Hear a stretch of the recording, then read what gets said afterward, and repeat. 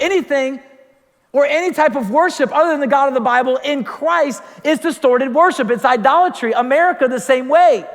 And so what does God want us to do? If we're filled with idolatry, then he wants to use us to insert Jesus back into the center.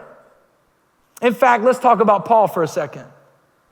2,000 years ago, Paul in Athens says this in Acts chapter 17, as we look at this case study. He says, people of Athens, I see that in every way you are very religious. For as I walked around and looked carefully at your objects of worship, I even found an altar with this inscription, to an unknown God.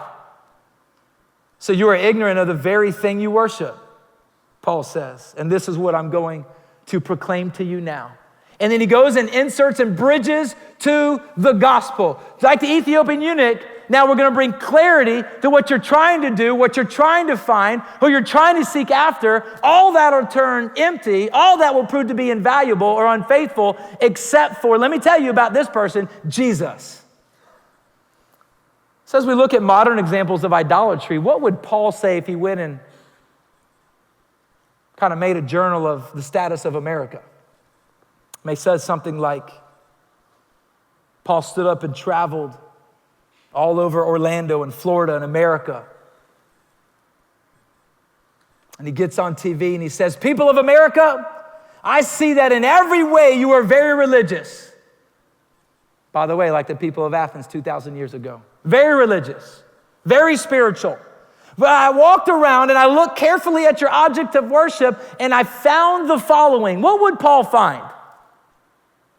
Maybe the idol of fame, the idol of wealth, the idol of relationships, the idol of sports, that these maybe at one point in our life, it was not idolatry, it was not an idol, there was no distorted worship. They had their place beneath the throne of God, not above the throne of God, but somehow intentionally or unintentionally, we slipped or were directed toward a time in our life where now this idol, fame or power or family or relationships or a career or wealth, somewhere in some way now it has moved above God, where this thing, whatever it is, seems to be controlling or dictating my life. And I find myself giving that thing, whatever it is, my reverence, my attention, all my emotions and my passion.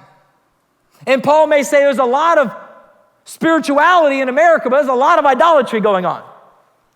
He says people are saying things like, as long as you believe something, you'll be okay. Or as long as you believe that someone's upstairs, you'll be fine, you and your family.